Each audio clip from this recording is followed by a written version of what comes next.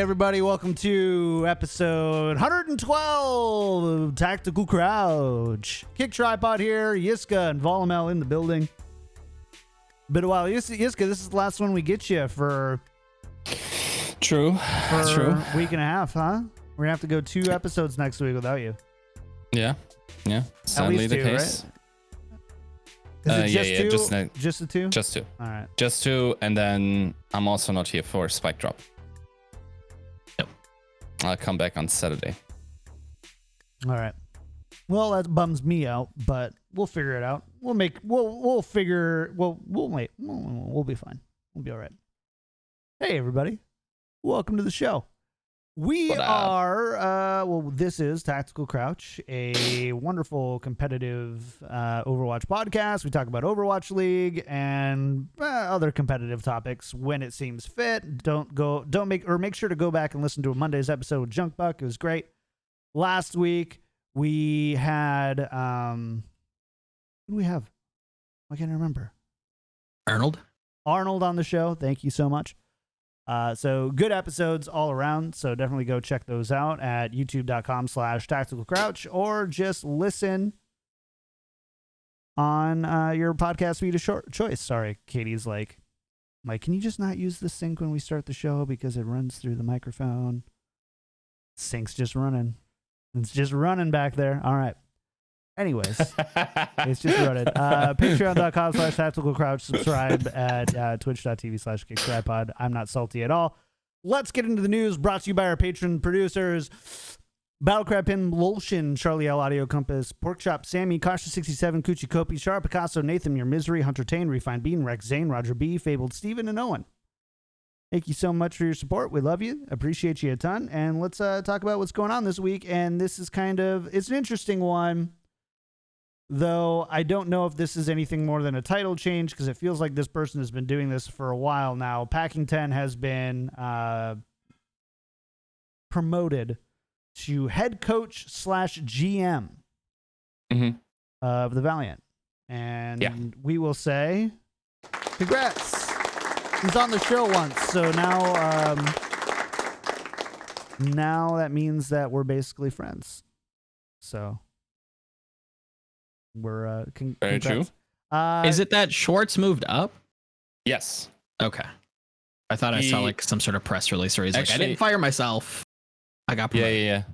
Let me see if his official title is known, so I don't like leak anything. But he's definitely been promoted, and it's just like, of course, they will probably get new. Some new responsibilities for packing. He's even doing the Valorant team on top. So that's nuts. He has 4 jobs, dude. 4. And a family. They have 2 coaches, but this man has 4 jobs. This is actually nuts. And he has 2 young ones. Yeah. That's nuts. It's just like... It just shows you how unimportant coaching is in esports. True. You just gotta learn to do the dance. That's all you gotta do. I love it when Joe laughs, but he snickers so his mic doesn't pick it up. So it just sounds like... Oh, I purposely make sure to not like breathe into the microphone because I'm sure everybody in audio land just loves it when they used to really rake you over the coals for that one. Can you do? We learn. Yeah. We learn. Yeah. Anyways. Swartz is a good guy, though. I think he's got a great head on his shoulders, and I'm glad that he is moving up. I think we need more people like that. Good. Part of me guys. thought like, oh, where's he going? Yeah. Did Dallas make a move, guys? What's going on? But no, then I asked around, and he's just moving up. I've noticed an influx of people recently calling for a regime change in Dallas. Have you guys noticed that? Yeah, certainly have. I was one of them. Yeah. So you think Dallas needs a regime change?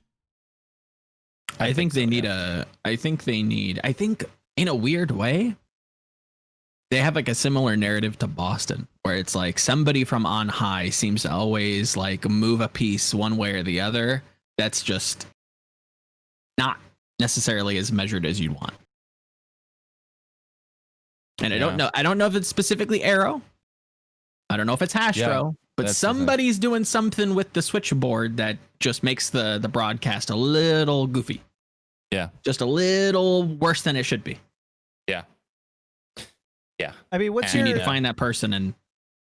So what's your guys' take then? Them. Because obviously Dallas kind of doo-doo pissed all over this last week. And part of it was the justification to give Decay the week.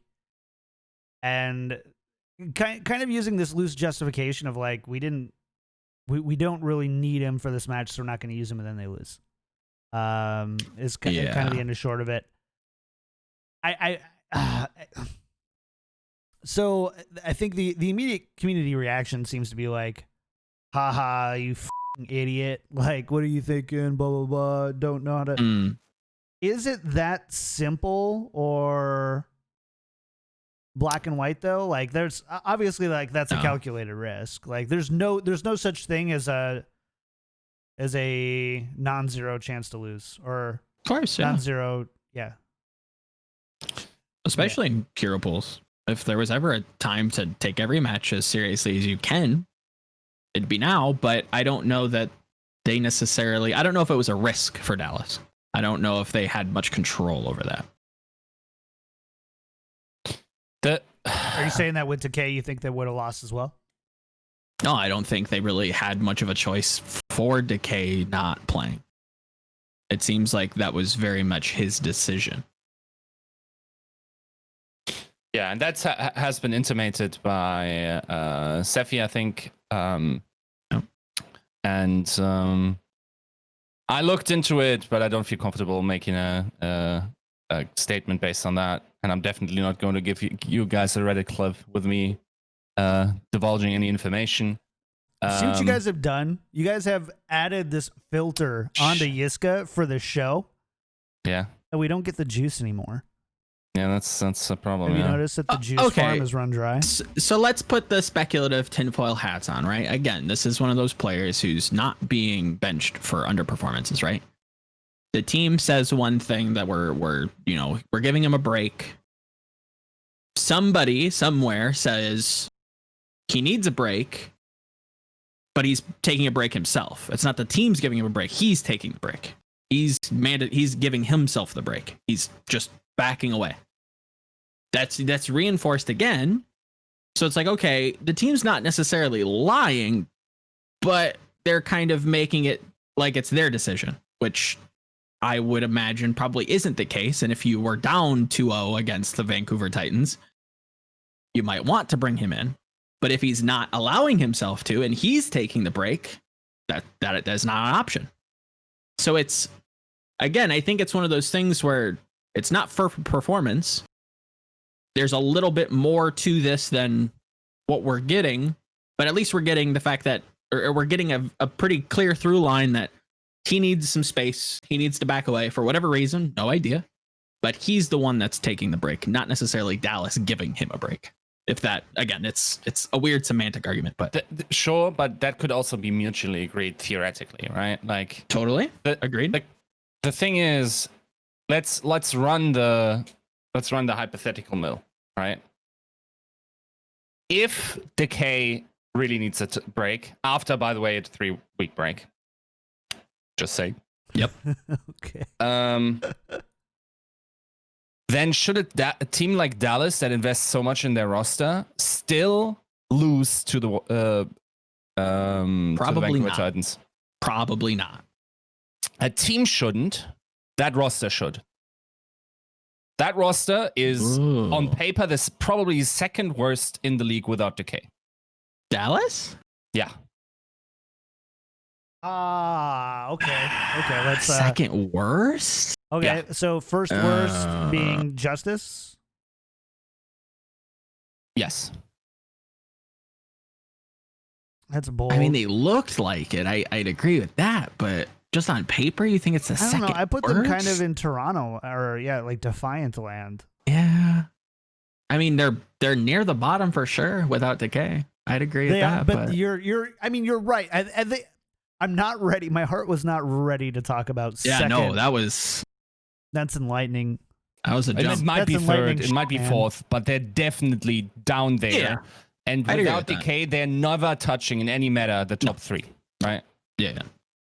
Any kind of power rankings you did with the season was like very weighted on the fact that Decay was going to come in and like pound. Yeah, I think Now he's that Dallas roster would get slapped by both Boston and Toronto if they were to meet. Well, I mean, they are. Without Decay, right? Like Right. that's the Right. big caveat. So that shouldn't happen, right? Yeah, with the money. Yeah. With that money that's going through this, right? Like, so okay. Now let's think what kind of talent has gone through the Dallas Fuel since its inception. Okay. The Envy thing didn't work out. It very much was the same Moscow 5 story, right? Like new game, new structure. Old team doesn't deliver anymore to that same degree, right? Yep. Like things changed. Happens. That team doesn't work. Very fair to start with this roster into the season. Still very slow to making meaningful changes into the positive direction. I honestly think that while probably not like an absolute tippy-toppy tier player, like someone like Siegel could have definitely remained one of the better players in the West. Effect is one to name, even though that's very likely. I would never. Fair. Yeah, I would never put that down on their feet for. Yeah, I think they tried. Yeah, then OG went through that roster next, who theoretically is also still should be good, but to be fair, like there's some struggle at least already or still with the Gladiators, so fair. Then like they are theoretically like the new recruitments are downgrades in a way, right? Like you get, and it's not merely downgrades because yes, you need people for double hit scan meta for Kevster and with Kevster, not with Kevster, with Onigod and Decay. Of course, I don't think I'm offending anyone when I say Decay is way better than Oni. So in the metas where there's no double hit scan, either Oni would have to flex. I would say Doha is better on many of these flex picks that he has. Oh yeah. So why is it now that your next star player, also after Rascal, is and Rascal for me is to a degree a smoking gun.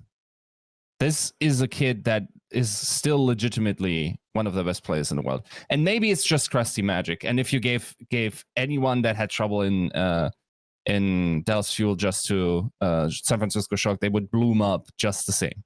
Maybe that's the possibility. The pattern that we observe, though, is that you spend top dollar for talent that maybe once was good or is still very good, but at some point they don't work or can't work throughout an entire season. Why? What's the reasoning there? Why do we have long contracts at ridiculous price ranges for these teams? Why are we close to why do you put yourself into a position where you cannot make meaningful moves? Right. Why does it require the goodwill of a player of yours to step back like Zachary, right? Like in order to free up a roster slot and salary. Sure. Why do you upgrade to Paintbrush? That's a downgrade. That's a downgrade from Closer. Who also not super big on. Can I exactly ask a question without insinuating anything? Sure. What if people don't want to go to Dallas to play? Sure. And then we have to ask why. Yeah. Right? That would be my question. It's like, okay, why though? And yes, and that's the part where I don't, that's the part where I don't want to speculate. Yeah. But I don't know. There's a few things I don't know. Number one, I have no idea about like the health of the culture in the organization. Yeah. I don't know much about how good Dallas is at scouting. Because like one thing that you have for teams like Boston is they seem to be pretty good at like, yeah, you're not going to get an established player in the league who's, you know, going to be making a higher salary. You're not going to get them to, or you're not going to sign them onto your squad. But you at least have people in your organization that can go out and find kind of other talents who maybe aren't entertaining that many Overwatch League offers. Yeah. Do we know that Dallas has that? And If I not, think I'd a ask lot. why. Why not? A lot is also still just from the mistakes that were all made in season 1. So Yes. you sign a roster, doesn't work in season 1, and then you extend their contracts into season 2, into season 3. Like, I understand to a degree why you might hold AKM after season 1 because he was someone that worked out to a decent degree. I understand to a certain degree that you might have wanted to keep Anko, who was also playing pretty okay during that time and was also like doing work on Valiant. So that's okay. Don't give him long contracts though. You don't go give people long contracts unless they're literally carpe. Okay, question. I'm raising my hand for the audio listeners. Okay, if we're going to argue AKM after season 1, could you not argue AKM after season 2 as well? I think I that thought he had a pretty decent season with Goats, but it was Goats. yeah, I mean true. It's tough, yeah, right? AKM Like, in it's- general is fine. Yeah, I think that's the one where I'm like, okay, maybe. And Yeah. if he's just not into it anymore, okay, fine, you know, let your contract ride out in retirement. But the problem is, and I think that's kind of what you're getting at, which I'll let you continue, but it's like there's too many people like this where it's like, okay, yeah, ride it out, and then we'll try for the 4th year. Dude, there is literally, you already knew at this end of season 1, stage 1. I understand being loyal to people that have made your brand in this game in Sure. Envy. There is very, very limited spots on the Overwatch League rosters that, like, if I don't think you could get any other roster in the Overwatch League to take Harry Hook at this point. No. And it hurts my Give him a heart. coaching job.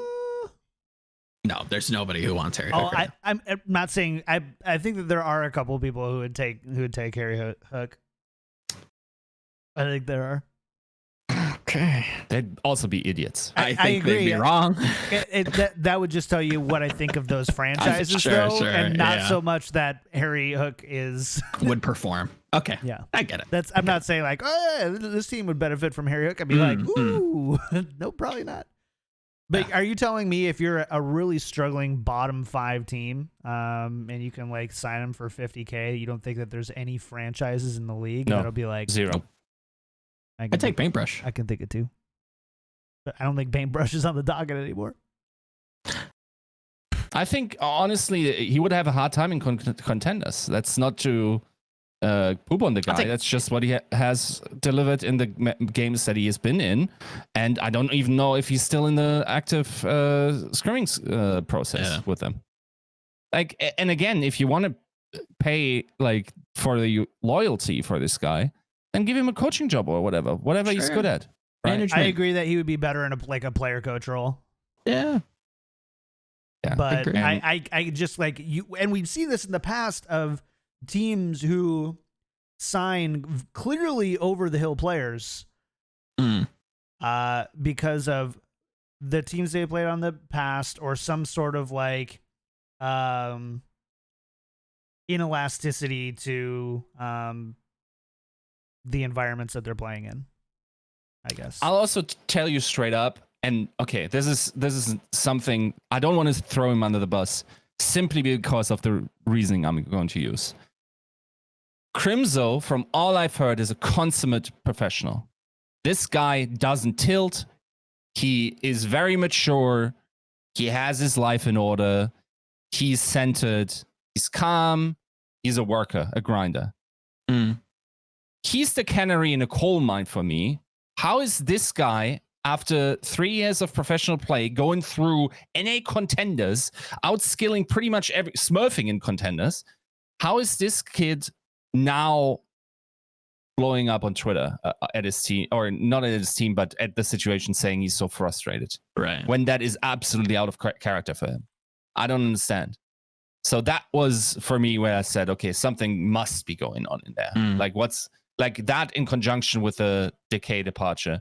And someone's gotta, dude, like it's very possible that the inherent talent of the players there, Joe, you put Packing, like Packing gets a double the deal in Valiant from the Dallas Fuel, goes over, has the same players from season start. Where do they finish? So you're saying Packing on the Fuel's roster, where do they finish? Just to understand the question.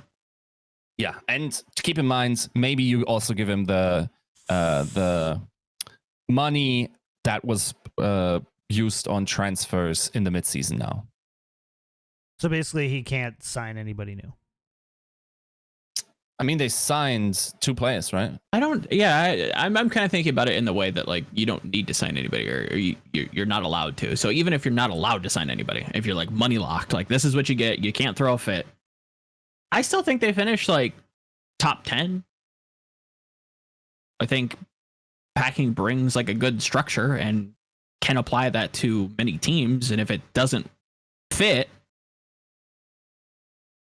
that's very bizarre for me to think about. Like I don't see many teams where like Packing isn't going to like make it work. The thing is, like, the impact of Decay, I almost feel is unprecedented.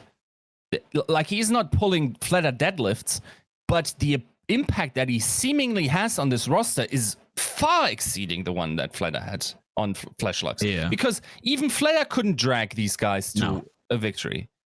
It's like he gives them confidence. Decay makes that team somehow appear to be in the discussion for top 5 in NA. And when he's not there, they're getting clapped by like a contender stack, basically, that hasn't had the time to develop. So what gives? Like, what's going on there? How is that possible? So going back to your question, though, right? So the question was, you put Packing on the Fuel, where do they finish? And like, that's obviously a nod to the fact that Packing stepped up at the end of season 2, right? Was it stage 3 or stage 4? Wasn't it earlier? Packing. I think he came in as temporary, like after stage 1. But didn't he, like, after they went 0-7? What there was something that changed at the end of stage 2, right? That's when they like properly signed became him, head coach. And yeah, that's Moon where he went head coach, Yeah. and then Valiant had their Valiant turnaround, I guess, is what you could say. And I feel like this is kind of in reference to that. Is, do you think that if Packing comes into a new organization and a new roster and is given the same type of thing, is Packing alone able to turn the team around from a team that's currently 0.333 map win percentage, 4-8, to Joe thinks a top 10 team? And honestly, a top 10 team is a 2-win difference. So if instead of going 4-8, they go 6-6, they're in the top 10 by standings. Of course, we can if we meant that more from like a ethereal point of like, are they a top 10 team power ranking type thing? Maybe that looks a little bit different, but just by ranking alone. So the question ends up becoming, if Packing is the head coach of this team, do they get 2 wins? Is Packing over the current head coach GM people worth 2 wins? Yep. And Joe, you think yes? I think so. I think as long as the worry of mine with this kind of thought experiment is that I still think there's a lot of oversight, or overreach rather, from somebody. I don't know who it is. A lot of people attribute this to Hastro. I don't know that it's Hastro. Yeah, no idea. I don't know who it is. But somebody's playing with the switchboard, making this team weird. Why are we extending these contracts? I get you want to be loyal. There's ways to do that differently. There's ways to not have to suffer competitively and still be loyal. So why is it we're taking up roster slots? All I know is something don't add up.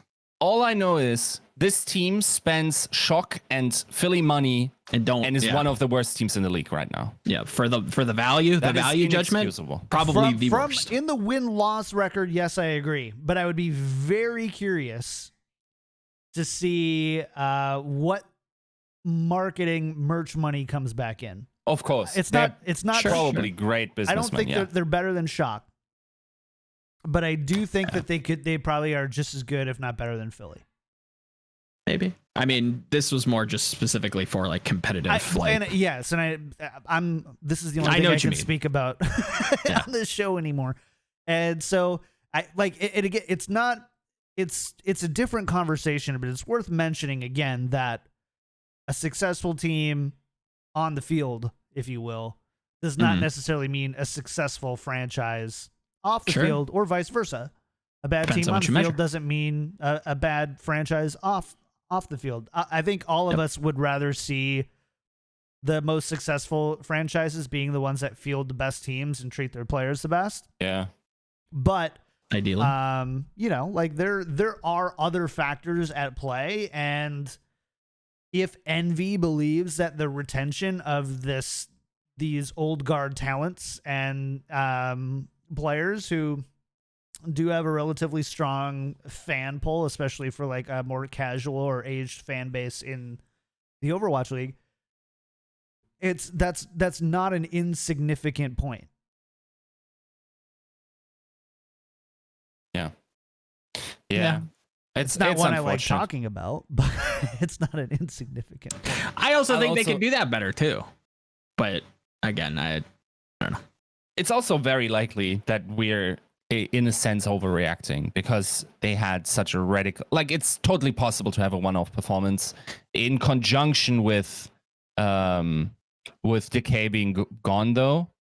That is like it just all comes together, and it's also like I tweeted on Twitter, and it was many faceted, and I think whoever what you wanted to read into that tweet, pretty much you found that in there. I said, it is only ever in Overwatch, from my like 15 years of watching esports and being part of communities, that it is possible to be theoretically argued to be a top 3 team out of 14 or 13 1 week, and then 2 weeks later you're bottom. I think that's the overreaction, though. So are we overreacting towards them being top 3? Are we overreacting to them being bottom? Is hero pools this volatile? What does that do to the public discourse as well? Sure. Can we even make objective statements? Maybe I should have actually led the discussion with that point in order to accurately frame, because there is the volatility given. But there's also definitely realities. Where's Decay? Why do these top tier players, especially in Korean environments, don't feel at home at Dallas? That needs to be answered in some way. And as long as that is not the case, Dallas will not be a top team and will not be fighting for the championship, even though they entered the Overwatch League as one of the favorites. No, I think this is one of the, hopefully, this is a eureka season for them, and they blow everything up. They set a structure. They have a guiding light into what 2021 looks like for them.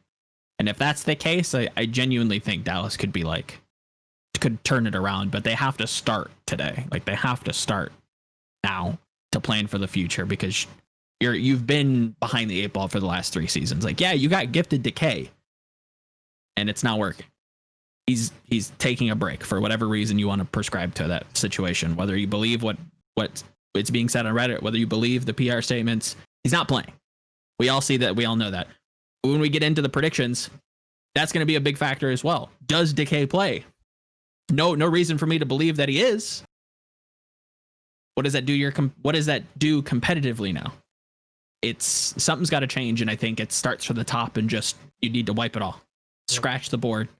I also wonder how much different this all looks if we have homestands. Like, I think that there is an aspect to this team and franchise that is a little bit home crowd heavy, and I don't know. There's I don't know. There's something there. All right, let's do our preview. We've got we that was a fun little off topic. We didn't plan on that one. But let's talk about. We're gonna go to the Asia region, and we are going to. You know what? Let's just get started right away. We're just gonna start right down. Let's try not to spend too much time on. Holy cow, Amish Shaggy! Thank you for the 10 subs. We don't normally thank people in the middle of the show, but I've never seen our chat move that much. Thank you so much. Well, thank you again at the end of the show. The Chengdu Hunters versus Guangzhou Charge. This is 86-14 in favor of Guangzhou. Makes sense. Thoughts? So it's not this match that I'm super interested in with Charge, because I still think they still field enough to be able to put away Chengdu.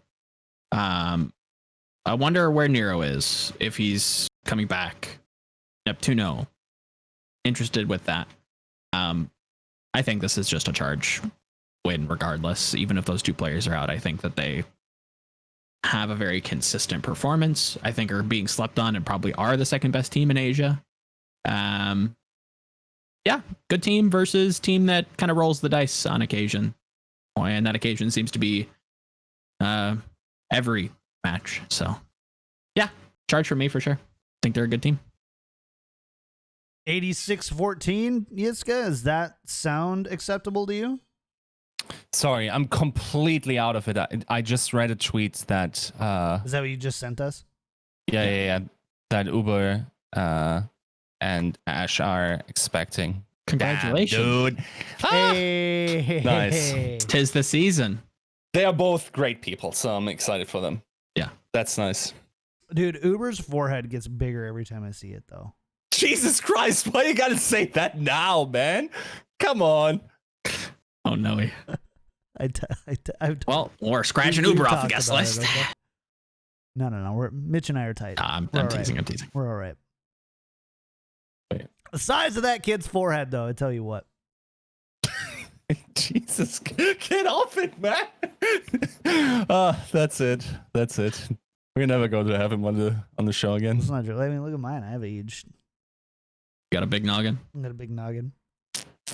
You know who doesn't have a big noggin? The Hunters. Yiska. Charge Hunters. What are we doing? What's this game? What are you talking about? That's an easy charge. Every day of the day, get out of here 80%. Bye. 80, not 86. All right. Close enough. Buy now.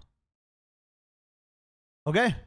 We'll make that. Let's make that one quick then, and let's go on to the Dynasty Dragons. So this, on some weeks, this is a fire game. On some weeks, this is a big oh no-y. And right now, at least the odds say that this is an oh no-y. 75-25 Dragons on this one. No hero pools this week. Remember, we are in the no hero pools stage. Yep. Of the tournament. I don't think it matters what Dynasty shows up. I think they've shown to be quite ill prepared for any kind of mobile meta. I think they even with like the brief looks that we saw from it in Asia, with this last meta in hero pools, still was kind of goofy, very like direct, not a lot of nuance to it. But again, I think hero pools that's more of a symptom of hero pools than anything. Still didn't look good there.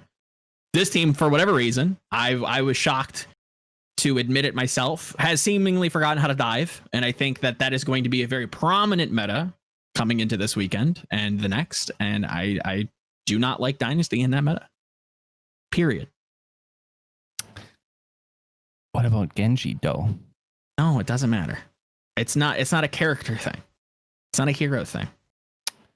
Can you read the maps for him? Yeah, I've looked at the maps, trust me. Ilias, Temple of Anubis, Rialto, Hollywood, Oasis. None of that matters to me. I don't like Dynasty right now in dive. Until they show me otherwise, don't like it. I just realized that Joe is pretty much like the kid at the spelling bee. Can you put these maps in a sentence, please? Origin, please. What is the origin of the word? Oh. Yeah, I agree though. I thought I could entice you to once again pick Soul, but this man is burned. Like this man No, I want to like this team. I still think they could be good. This is just not the meta for them. Unless they can really like change it up and do like a Chengdu Houston vibe where they play like mega slow and they throw people off.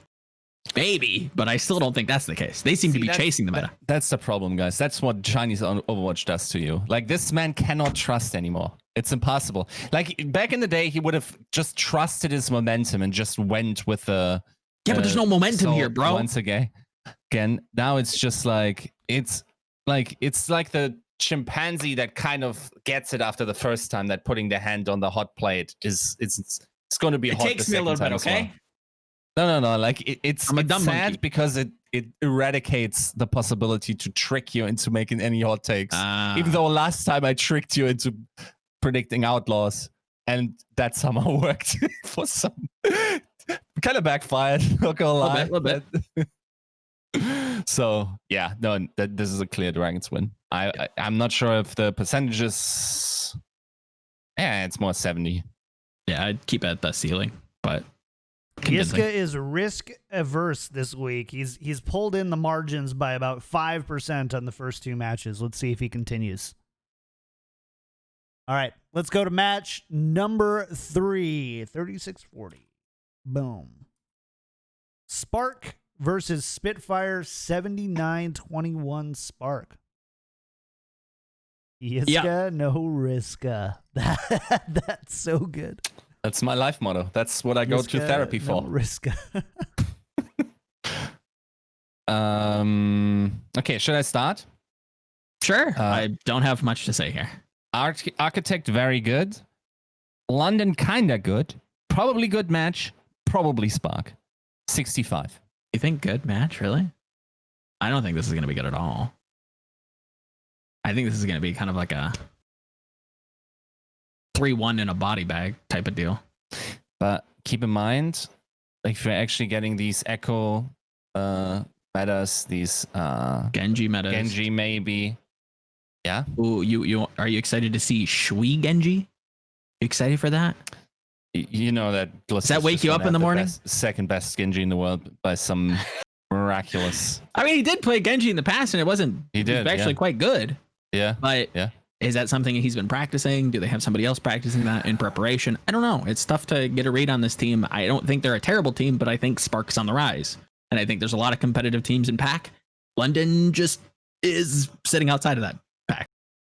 Yeah, and I'll have something to say about another match later. Well, where I'll juice you guys up with my hot take. A little bit of my scathing hot take that will preemptively put me on the hill, so nobody else has to die on it. We will get there. We will get there. I'll tell you. I'll tell you. Okay. I'll tell you.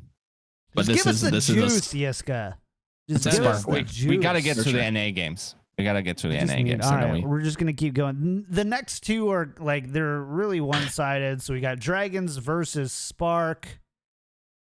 Yeah, on Sunday. Are you guys looking at the stream right now, by the way? No. I want to see how close you guys can guess the odds. I mean, I have the notes open. Oh. That's why they're nuts. Yiska doesn't. Yiska never has them. No, he doesn't. No, he doesn't. Yeah. Yeah. So Yiska, give me a guess here. Dragon Spark, what do you think the odds are on this one?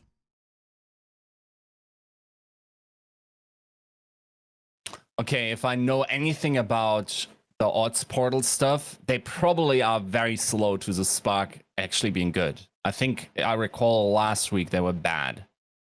So, okay. The next thing is it's unlikely to be an even number. So we got to pick an uneven number. So not one that ends on 0, not uneven, but like irregular number. So I will say some wacky stuff, 76% dragons.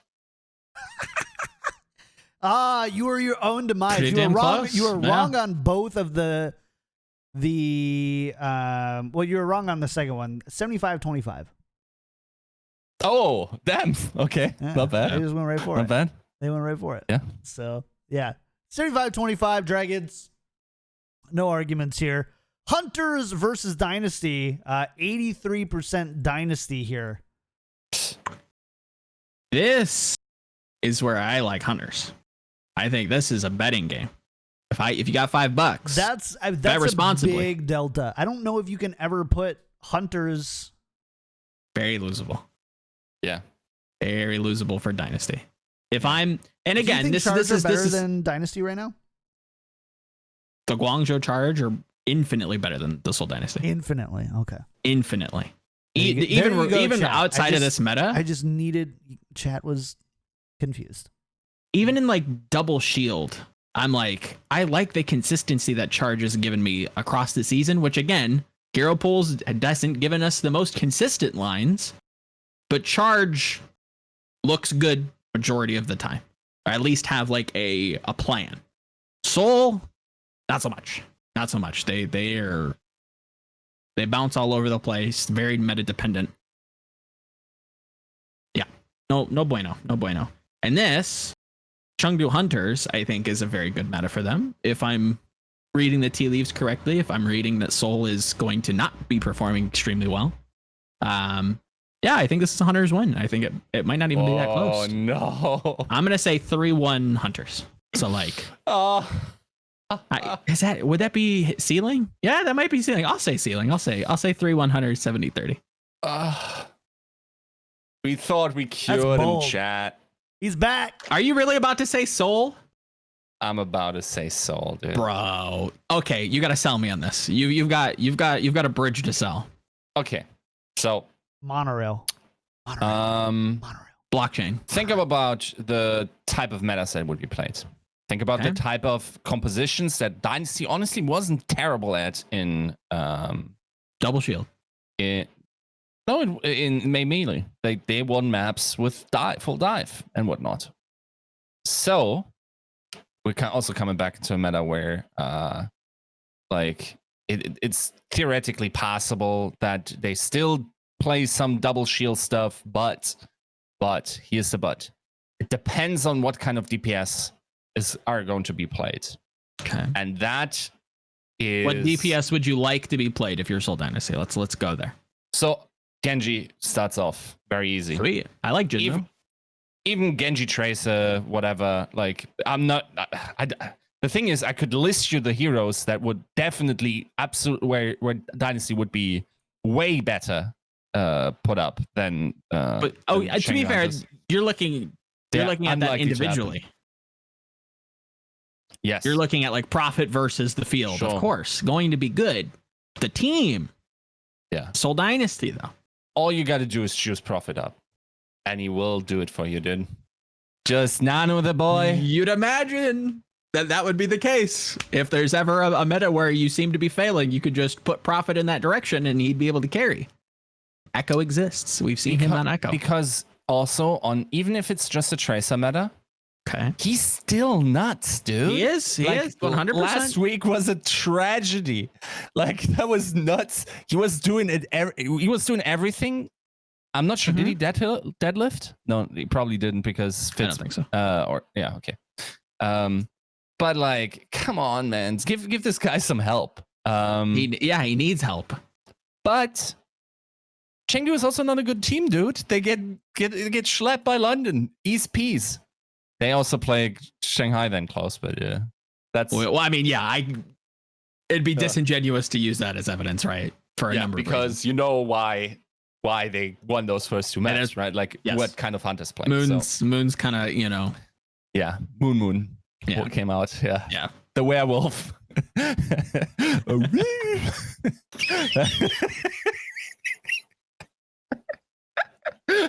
Hey, chat, this is a fun one. I'm dead.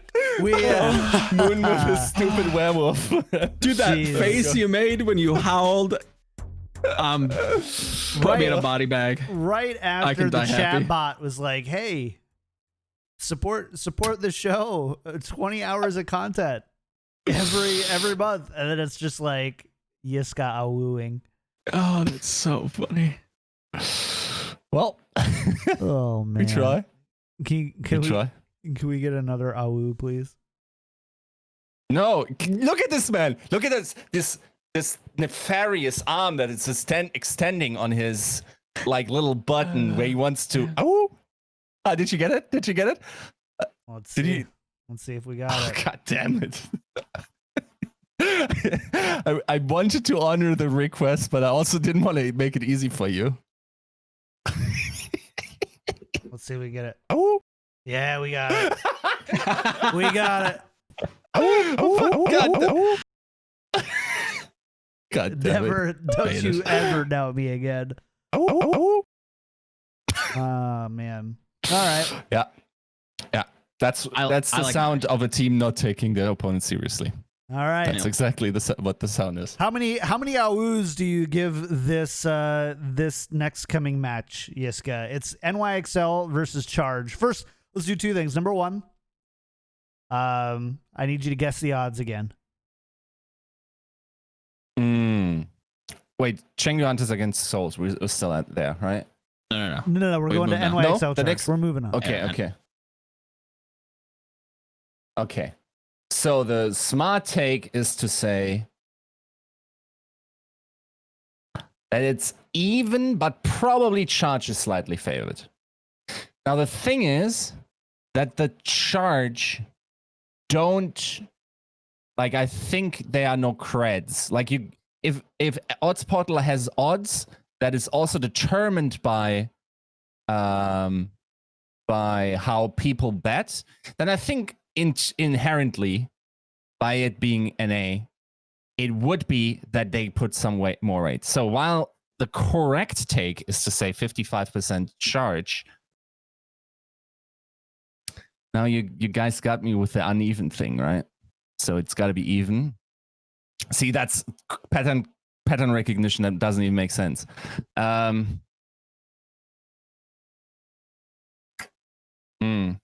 Whatever. Coin flip. I don't know. Hey, it is 50-50. It is 50-50. Really? A trick question. It's a 50-50. I need to know how many awoos, before you go into your analysis, how many awoos does this match get for you? No, everyone's taken it seriously. 0 awoos. Yeah. Look at this arm. Look at his arm. Look at him. So Zero? Stop. 0 means bad match. No, 0 means Oh. everybody's trying. Yeah. No. Everybody's trying. Yeah. Jeez. That's what the elbow means. No. Yeah. It means Keep up whatever with we make it mean. I have the buttons. I steer the conversation. If I say awoos are endorsements for matches now. See, that's why we got to get a proper Go XLR, Joe. Just so we can do our own. 4 awoos, The chat. show would just devolve into 4 air horns and just obscenities, though. There is nothing I want less in this life than to do a podcast with Yiska and a soundboard. There's nothing I want to do less. Yeah. There's Trying to make an argument against him would be the most obnoxious. Thank you for Because- investing in your favorite anime girl. Yeah, that would be every argument. Is just like you try to make a point and it's just gunshots and air horns over you. Like, haha, I have my fingers in my ears. it'll be just juvenile all the time. It would be, I don't know, like the Bible read by Stephen Fry for 2 minutes or something. It would be just log ones. Yeah. All right. Anyways, NYXL versus Charge is, I hope according to this is a Odds banger. Portal, 50-50. A ton, like, I would say expectations are pretty high on this one here. Yeah, This is a potential match of the weaker. would agree. I will say, let's talk about it. I would like to go back on my 55 Guangzhou, thinking about if this is a Genji meta, it's over, dude. Should It's be. actually legitimately over. Because, be. okay, here's the thing. There are 2 types of Genjis. There's the Genji that's like the sneaky beaky guy, that's like the actual ninja assassin that doesn't even need much resources, just comes in, cleans up. pulls the blade sometimes, maybe even uses it to force in support ult, so like his monkey can get like a value or whatever, like or his other DPS, whatever it is, right? And then there's the guys that just say like, all armor packs on me, give me the orb, you better shatter in my general direction, charge, speed boost, like roid me up, and then just goes in. And a lot of the players can't play that style. Huxel invented that style. Huxel is the Obelix of that style. He fell into a pool of go, Genji go, when he was 2 years old and has never needed a single potion while everyone else is trying to get on his level. Like that's the only thing that you can theoretically field against other teams. Like, are there other Genjis? That's always the thing. Does this team have a Genji like this? That's what I'm hearing also from the scrims. Of course, guys, it's not even Thursday. Nobody knows what we're going to play on this weekend. That's why I do my predictions on Friday, because then I kind of already have information from the Scrim Bucks Stock Exchange. If I was to do that on Monday, I would get 0 predictions correctly. Now, looky at the scrims on Friday. Ooh, like wake up Friday morning, like while making the good coffee, I hit up the DMs, wait a bit, like start writing up the Asian market because the Asian boys are still awake, giving me all the good juice.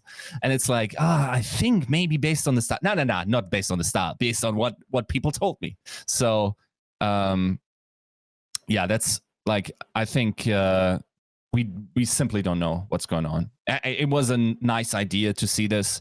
And of course, also the indicator, and meta is a social phenomenon. Genji is nuts on ladder at the moment. Like his win rate is through the roof. His pick rate is through the roof. He's a lot of fun. So, like, I think there's a good chance that if Genji works this week, we're going to see him played. Mm-hmm. I would agree. So this is kind of what my thought process was, because this is definitely one of the matches that was hard for me to kind of decide who to pick. But I think I'm going to go with the NYXL, even though I have some worries, some gripes. I still think they're finding their legs with this whole aggressive style. Do I think NYXL can be that spearhead? Yes. That said, they still have to iron out the consistency, the cleanliness of these dives, the cleanliness of this more aggressive play. I think they're still struggling in that way. I think this match gets a lot closer if Nero plays. If we're thinking about Genji, if we're thinking about some projectiles, if Echo's as good as she continues to be, along with Genji, they have to play double projectile. What does Charge run if Nero's not in that roster? If they have to play Pharah, who else is there? Pharah. Eileen has impressed me 100%. I think he's impressed me off of the projectile and it looked actually very good on Tracer. But who else do they have to rely on? They have Eileen, they have Happy. That's it right now. So it's tough. It's not completely out of the woodwork to see a Charge win here, but I think the edge has to go NYXL, even though I'm still uneven with them. We're still learning. It's tough. Unless this link in chat tells me otherwise. Integrated into the roster this week. Interesting. Who is? Nero talking about. Here, let's read the chat. Nero, June 21st, so a couple days ago, watching these matches got me super hyped to start being integrated back into practice this week. So I would take from that, is on the docket, should be playing, probably will play, and yeah, I like that. I think it's going to be very close, but I still have to give a very small edge to NYXL. Yeah, and I will say Eileen is also cooking. Like, this boy has been cooking for a while as well. Yeah, I still think Nero is like the player that I would give the edge to, but it's also like, at what point, like if he now says, okay, I want to play again, can you just do that to a starter that always delivers, always also has immensely improved his hero pool, has a nutty Genji, like, can you do that to him? And maybe it's also, I mean, maybe you can play Eileen and Nero at the same time because Happy. I think that's the play. That's the play. I think that's the play. I think if it's like Genji Tracer, those two are going in. I think if it's any kind of Tracer, like double hit scan, kind of slower compositions, like the Ash Tracer or the Trash, as we're now calling it. Sideshow's calling it. I mistakenly called it that, so we're just running with it, boys.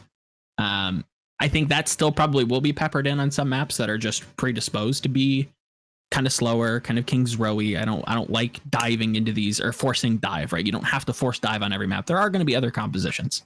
King's Rowy. Maybe they'll be more pokey, very slow, but in a damage way, right? This is terrible explanation, but just trying to spam chokes with damage. So like a double projectile still could be possible, I think, on certain maps. So this is going to be an open meta. I think this is going to be very interesting to see what teams run with now that we have all of the archetypes open. But in that way, to kind of get back on track, I have to give this to NYXL. I think they have it hard because they're still learning how to play with Oxel. They're still learning how to play aggressively, but I think this is where it's going to start to click. And I think they're going to have a big win here. Hopefully it goes all 5 maps, and I hope it's an absolute banger. I think it will be, but I'm going to NYXL. Okay. Cool. We ready? NA? Yep. NA time? All right. We're going to go to North America for this one, and we are going to talk about the Mayhem versus the Outlaws. Yiska, very quickly this time. What do you think the odds are here? Yeah, quickly, like off the top of your head. You're not justifying anything. You're not metagaming anything. Odds on top of your heads. Off the top of your head. Wow. I didn't even think that match through, so it's hard. I don't care. 5, 4. I'm going to hang up on you. 3. 60 Mayhem. Okay. It's 71-29. Got the winner. Oh, okay. I thought you were asking for my prediction, and I gave you that. No, you goof. Yeah. Shouldn't those be the same? No. Because if the odds were right. I'm very good at also predicting the papaganess of all the odds portals. Which is why you should totally hit up my... No, actually, I'm not legally allowed. I can't help you with the algorithm. I'm only doing math. But yeah. I think this match in general, like Outlaws, maybe you're coming, you know, like as we didn't have that opportunity to talk about this match, but like they be kind of looking good now. And I think Mayhem, who would play what in this, Joe? Like I don't even Yaki Genji, right? That's a given. And then BQB can do a lot of things now. I think he came into this as a Sombra with a little bit of flex and probably has much more flex to him now. So I think again you're still going to see Yaki BQB, and they're going to look very good. My concern is that because we're measuring them with the eye of Ash Tracer and how good they have been at that, right? Do we have to switch eyes and go, okay, you have to play a completely different composition. Do you still look this good? I don't know. Yeah. That's a good question. I don't know. And that's a good question for both of those teams. I think even in asking that question, there's a part of me that goes, well, Outlaws has found ways to win. They haven't been always meta ways, but they've found their own way. They've kind of went off the beaten path and said, okay, what about Doomfist here? Plaza's got a sick Doomfist. Yeah. We have some, you know, there's ways for the Houston Outlaws to possibly see an upset here, but it's not one that I can see in the tea leaves, right? There's not any number of maps that you can give me. There's no number of, you know, AWUs that you can throw at me. You have to say it's Mayhem here. But I think this one will be subtly close. This is one of those games where I'm like, I think it's closer than you guys think it is, right? Yeah. So pay attention to this one. This is not just look at it's the Mayhem of 2018 versus the Outlaws. They're gonna play Junkrat. No, these aren't bad teams. These are good teams. We're back on the Outlaws bandwagon. We've kind of we started off hot, disowned them, brought back some faith, disowned them again, and now Joe is back saying, "Root-a-toot toot, we've got to scoot all the way to Houston." Yep. All you heard the it here way first. to Quote Houston. me. Root-a-toot toot. To Houston I scoot. All right. For sake of time here, let's go on to the next one. And this one's an interesting one. And Yiska, I'm going to give you a little time here I want you to guess the odds portal ones again, because you've done so well when I've given you the time to do it. Dallas Fuel versus Toronto Defiant. Oh, okay. Sympathy to odds portal here. Like, as we discussed, depending on if Decay is playing or not, this is a very different match. So you're not really like you're trying to find an aggregate between Decay playing and Decay not playing. So, you'd imagine. I also think that Toronto itself didn't look great, being slapped out of control last match. So I think Oddsportal thinks that Dallas is in front. Now the question is by how much? And I would say probably 61%. Wow, you're so dumb. 58%. Do you even watch 58. Overwatch? Do you even watch Overwatch? Really? I'm sorry. Jeez. I'm sorry. So what do you think? Yeah, so what do I think? 58-42, favor of the Fuel. Can I get what do two? you think? Can I get two? Can I get with Decay, without Decay? Yes, 2 OUs. Oh. God damn it. Okay, I earned my two guesses then. 60% for Toronto without Decay. 70% for Dallas with Decay. Wait, what were they again really fast? 60 for Toronto without Decay. Was it 65 for Dallas with Decay? With Decay. So a 25% swing. Yeah. I don't know. I don't know. I don't think he's playing, first off. I don't think he's playing. And even if he did, I think that roster is just boomed. Look at their match history. In like the last 5 matches that they've played, not looking good. You know, it's also not a lot of wins. Toronto definitely is boomed, but I wonder if they've been boomed since the beginning and are used to the boom and can be fine, right? They're acclimated to the boom. Boom, boom. I want you. Never mind. Wait, that's what? a 90s meme. What did you say? Look at his arm! Stop! I'm getting KD to take your arm away. We're turned on this thing again. No, I think I don't know. I think this is where Toronto can turn it around. I'm smelling an upset. I'm smelling Toronto either way. I don't have good reasons why, other than I think Dallas is just like in dire straits. I think this is one of those games where Dallas beats themselves. Even though we look at that Toronto roster, we look where Surefour is, we look at who's going to be playing the Genji. Is that somebody who you feel comfortable with? I've never been high on agilities. This is probably his best hero, so if he's going to, that would be the time. Yeah, if agility is not playing in a Genji meta, it's over, my dude. But I think also his Genji is not that bad. Sure. Yeah. Yeah, I like Toronto here. I like Toronto here. Okay. With and without Decay? I'll say, yeah, both ways. I like Toronto. Again, I think this is one of those games where Dallas gets in their way. They're in a bad way. If Decay is in, how much additional percentage does that give Dallas? Even though they're not over 50% for you, I'd put it more towards like a coin flip. If Decay's in, I think it's a flip of the coin. Both teams could probably take it, but if not, I think this is like a closer 3-1 for Defiant. So It's like a 70-30? 65. 65-35? Yeah, So something you 60-40. give Decay more like 15%. Yeah. Okay. I think the team of Dallas Fuel is not in a good way. I don't think any kind of star player is going to like turn that around unless scrims are just pounding, like they're just slapping kids. Okay. It's not good. All right, Yiska, let's go on to the next one. You're kind of on a roll here. Titans versus Uprising. Okay. So I think Odds Portal would think Boston is up.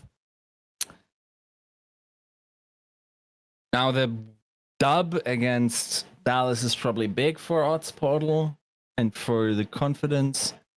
So I would think 58% Boston. Ooh. Swing and a miss. Swing and a miss. Straight up 50-50. Again, second one this week. Oh, 50-50. okay. They're saying a coin flip Okay. here. Okay. They don't want a piece of that action. So, all right. Let's analyze it really quick. This will be a game. This will be a game. and maybe not a bad one. Like, Yeah, or weirdly not enough. a bad one in the sense that it will be close. It'll be a good it will probably bottom not six game. Yeah, it will not be a game where a lot of great Overwatch is going to be played. No. But we enjoy It'll mud be a wrestling in this game- podcast. It'll be a game of two equally skilled / unskilled teams going at each other. Yep. Yeah. Or not equally, but comparably skilled. Yep, this will be a fun one, but 60-40 Uprising. I think Boston's turning the page. They're kind of figuring it out Agreed. again. Game against Paris was good. Paris isn't a completely booty team.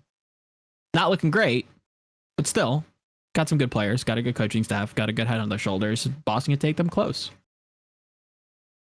Boston has a hard time taking Philly close, but we'll get to them. What if last week didn't happen?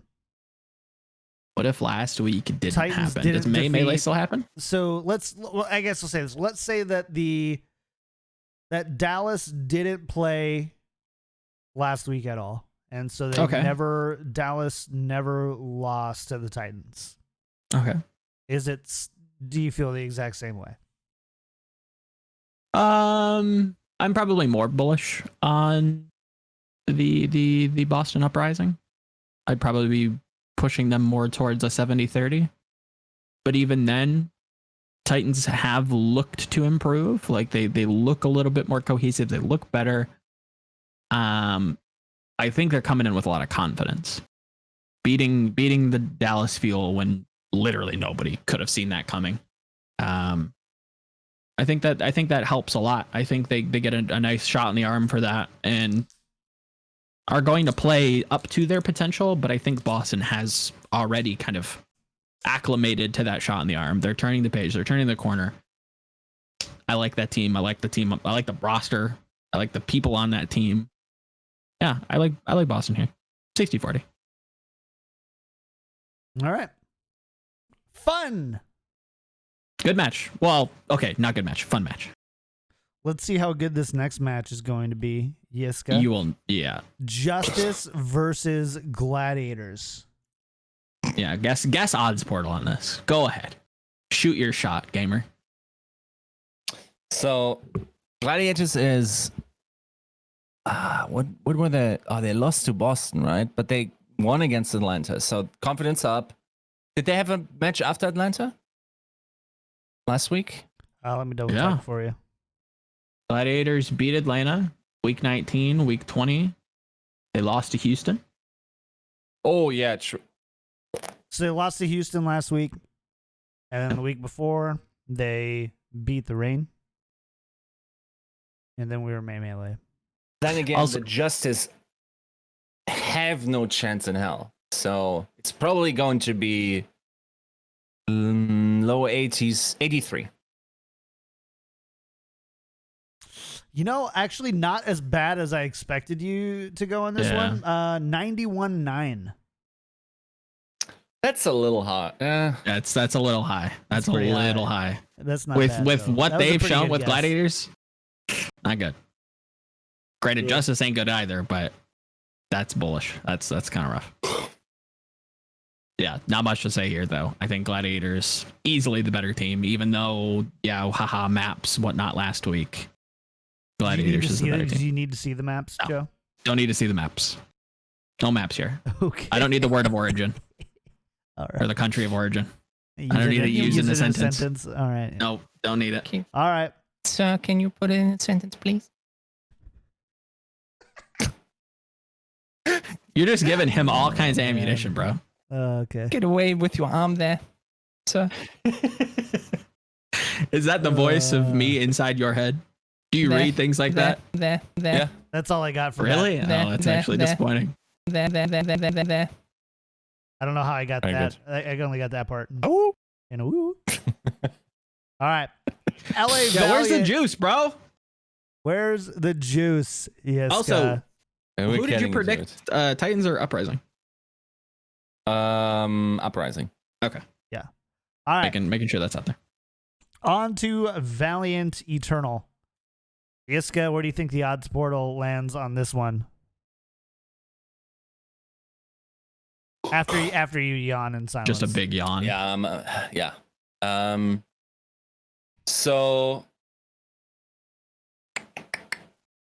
Paris and Valiant are equal in score, right? What do they have? Like Hell, I know. It's like, eight wins each? You're in standings. Yeah. Yep, they're both 8 and 6, and they both have a .571 map win percentage. Okay, so the Eternal, like the Valiant have some good wins, but there's probably a recency algorithm in there that evaluates the thingy, even though they beat Florida. That's a biggie. should be. Now, does odds portal take hero pools into account? Probably not. So I think it should say Valiant, but not by much. Maybe 54 Valiant. Oh, numbers are right. Right numbers, wrong conclusion. Swing and a miss. 50, Swing and a miss. 54 That makes no Eternal. sense, by the way. That No, makes yeah. no sense based on the recent results. And then again, maybe they have like some gigabrain like thing where they consider what kind of things are banned and then take no hero pool performances from the Mammalian account, but even that wouldn't massively favor Paris. It's probably a strengths of the schedule thing that they are differently, but even then you would definitely say, wait, like just recently Valiant beat Florida, that are like Florida is at 10 wins, firmly sitting at 6. No. So that makes no sense. I will say, Where do you land? Nice and no, quiet. this is hard. That's all right. Okay, this is Paris. This is Paris 60%. So this is the punch of Paris versus the teamwork of the Valiant. Not as catchy. I know it's not. There's no alliteration with Valiant. I'm gonna say Valiant. I don't like Valiant. I don't like not knowing the meta. I like Valiant. I like their confidence going into this week after beating Florida, which I think is a big win. Yeah, I'm going to say Valiant. I'm going to say Valiant 60-40. At the fear that this is going to be a Genji week. Yep. You're going against Sparkle in a Genji week. Yep. This is another Houston bet, dude. And I hate that he's going to get somehow rewarded by the universe for this absolute Did you bleep out garbage? No. No. I went English there. Yeah, he did a spicy English meme. He had a English gamer I moment. must be missing this one. Damn it. All right. Yeah. I'm gonna say Valiant on teamwork, and Sparkle's gonna int a little bit. All right. We got 2 more left then. Rain versus Titans. Which has some weird stakes, which we Okay. need to remind people. Here's my hot take. You've been waiting. If Joe, you know who was back last week? Urser. Okay. Who plays Genji on this team? Urster? Wrong, my dude. That's wrong. Oh no. Who's playing Genji for this team? And I'm going to give. I can't tell you Bro. who it is probably going to be. Or Yo, is he? could be. Did he just get home? Are they sticks? Are they But- six stacking? But I will give it to Joe, and you can interpret his face by me giving him the information Bro, that if you say may they're or six stacking, may that would be not bad. be. And Brad, I'm coming for you. You also have to vow to not give this information to anyone. Okay? Scout's honor.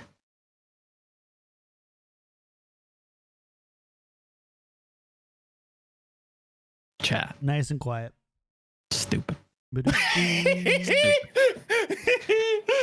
And This team. I It don't won't know, be. man. it won't be. It won't be. So you're saying this is like good. This is going to crack. And keep in mind, this is a Titan. I mean, so- it's the Titans, so like Yeah, yeah. It's the whatever. Titans. But yeah.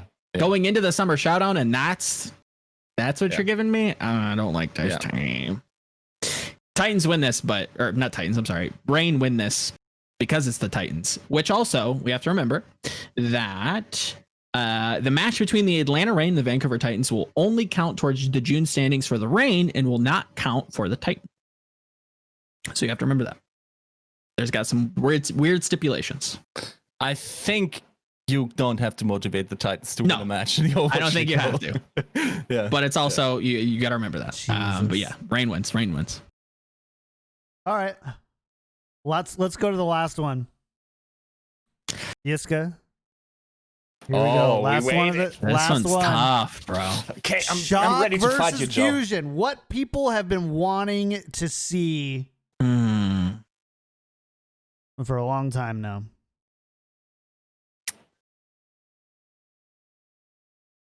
Oh, I mean, I you don't guys know. have to at least I think don't out know. loud. I know. Jesus, Like, come do we- on. do we- do- it's No, literally no, an no. audio podcast. My I know, God. I know. It's We've tough. done I have to this remind myself. 112 times.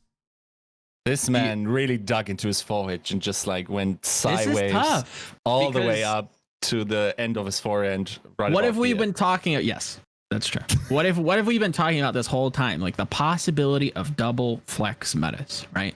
Genji seems to be like a good bet. You're going to see Genji come in. It's not to say that Shock can't play Genji. Rascal can play Genji. To what degree? Probably a good one. Not a great one, but a good one, right? Just kind of the name of the game for him. John, what do you want to say? I don't want to cut you I off. want Yiska to give us his odds portal guess.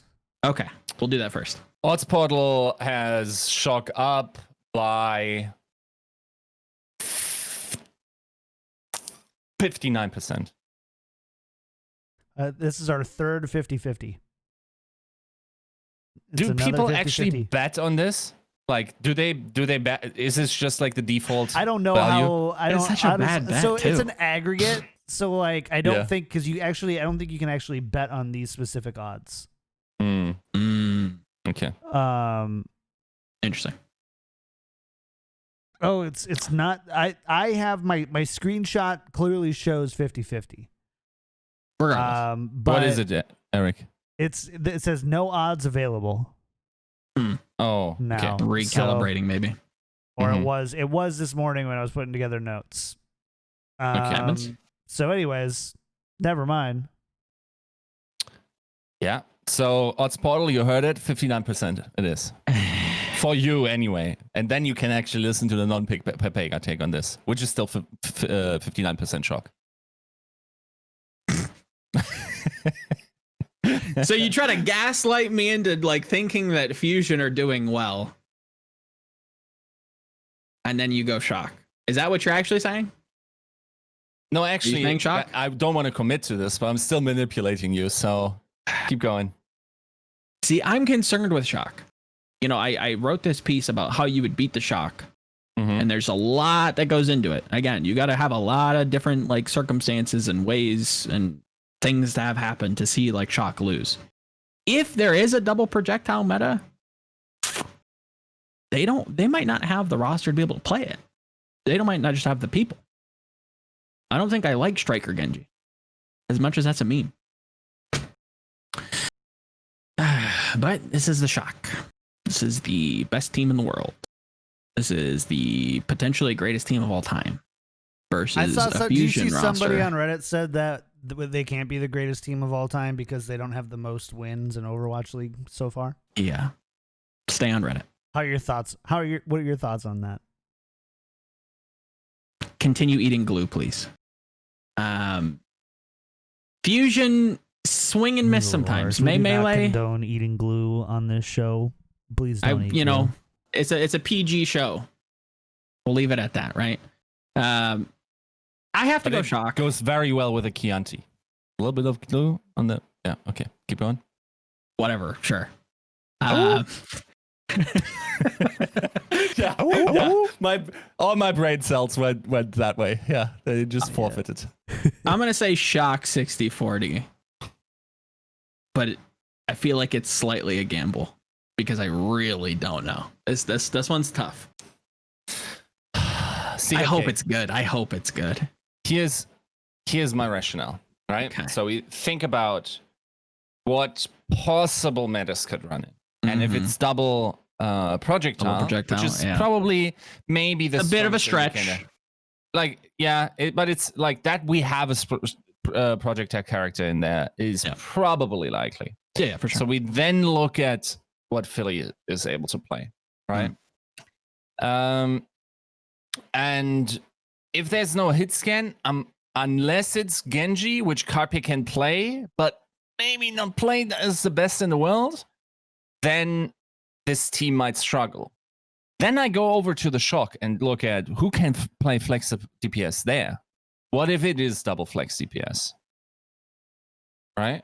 Yep. There's no architect anymore. Oh. So I think Striker has a Genji.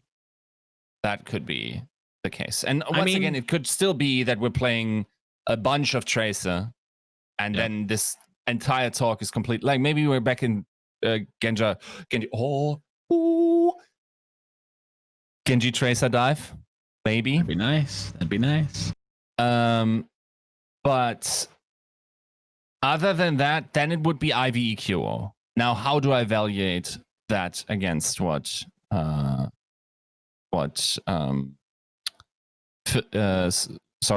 Shock can field, right? And the other factors probably all go in Shock's favor. Just like the question is how seriously do they, or how? Both teams will not give any AWUs here. I think they will all go hard because they know this is a potential title match down the line, and we've just talked about that with Junkbuck. That these matches like have some meaning to them. Now, long story short, we just had a Shock coach on the show. So the next stop would be Philly. So in order to secure the bag, I counterintuitively have to say Shock and say that the Philly Fusion are too lazy to do anything. There you go. You heard it here first, Christopher. You've seen the bat signal, the lazy signal, the giant L in the sky. I'm going 60% Shock. Yep. I don't think Carpe gets sat this game.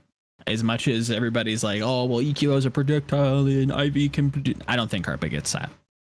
I think he means too much to this roster. I think this is a big statement win. You know, Christopher coming on the show and talking about we can't call ourselves the best team until we beat the Shock. They haven't had many opportunities to actually face them. Now they do. It's how does winnable become a team culture? How is that possible? How can you create a team atmosphere by just saying, I kind of got this? Like, what is going on, dude? Like, boys, I'm kind of correct. Yeah, I think that it's going to be a tough match for Fusion. There are ways for them to win. But I think the safe bet is Shock. They continue to prove that they're a dynastic, the first dynasty in the Overwatch League era, and probably the favorites to win the Summer Showdown in the West with a win here. Kinda got this. Like, how you didn't get me, huh? I got enough of it. Someone needs to take away this arm. That's only I'm gonna doing move it to nefarious like deeds. a different part of my desk or something so that you can't tell when I'm doing it. Guys, if he moves it under the desk, I'm done with this podcast. If he's just sitting there with his big toe just hitting the button so I don't see, I'm done. He's got a guitar pedal. Oh man, that's going above. You got to give me a chance to abort once I see that nefarious arm extending. No, you will never. I need all day. I need ooze all day long. All right, Chad, this is a fun one. Thanks so much for hanging out with us. Hope you had a ton of fun today, and hope you are looking forward to some pretty cracked matches over the weekend. If you like the show, please drop a sub right here, twitch.tv/KickedTripod, or go to patreon.com/tacticalcrouch. We did get a couple of... Oh, I've got these in the wrong spots. My bad. I'm going to switch that. We do have a very couple generous people. New subs. Yes. What's going on here, Joe? So Amish Shaggy, who gifted 10 subs during the show, got a little shout out. Beautiful name. Thank you for having some creativity. Do they get 10 ooze for that? They should. They should get 10 whole ooze. Thank you so much for coming in clutch with 10 whole subs. That's considerable amounts of money in this time. So thank you. And appearing Cloud9. I see the reference. I salute the reference. Thank you for your subbage. And if you don't have the money to sub but still want to support the show, 5-star iTunes reviews goes a long way. Definitely go do that. Would help. Do it. You can find the show everywhere. Twitter.com/tactical_crouch, Patreon.com/tacticalcrouch, and YouTube.com/tacticalcrouch. That's where we all are. We usually post shows the same day that we record them, but you can also get them on any of your favorite podcast outlets. Let's do shout outs for the week where people could find you. Yiska, you're up first. We haven't done you first in a while.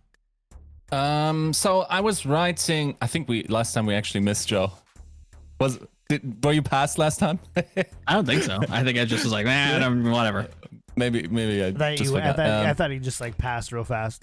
He's just like Volamel, bye. So I wrote a feature about Yaki with some quotes of him in there. Enjoyed writing that one. Is just a phenomenal player. Also had a nuts performance. Joe, I don't know if you remember like that match that he had like at the start of Apex Season 4 where they actually slapped Lunatic High in the front. Yeah. Dude, I looked at the stats. This kid was like plus 50 kill death, while like the second best on the server had like plus 20, and if that Lunatic High had like plus 5, the best player or something like that. It was cracked. This guy dominated Lunatic High. It was pretty much the beginning of the end for them, and then sadly flunked out against Runaway in the decider match, which could have very much changed Overwatch history, because then Runaway never makes the finals. They end up finishing third in the group. They're out, right? Yep. Overwatch history goes very different if Yaki had a second performance like this. Enjoyed that one. As always, there will be a preview post. I will lean a little bit more into making it entertaining now. So, like, if you enjoyed my post from Monday, where I already like took it a little dummy thick, I would say, then this preview piece that will hit your feeds on Friday should deliver the same. Sweet. All right. As for me, you can find me everywhere at KickedTripod, Twitch, Twitter, and soon to be YouTube. Right now, I think it's actually youtube.com/John Horstman, which is kind of weird. But yep, posted another video there, and I should have one to post over the weekend as well, and that'll be fun. So yeah, that's it. All right, chat. Well, we're out of here. Thanks for hanging out. I hope you had a ton of fun. And we will see you Friday for Spike Drop if you're into that Valorant thing. Otherwise, we will see you on Monday for Tactical Crouch. Sans Yiska. We'll have to see what we're going to do without Yiska here. Good thing I got some soundboards. I feel like I could basically be Yiska on the show with just the clips I have of him. Mm-hmm. Well, Yiska, what do you think about this?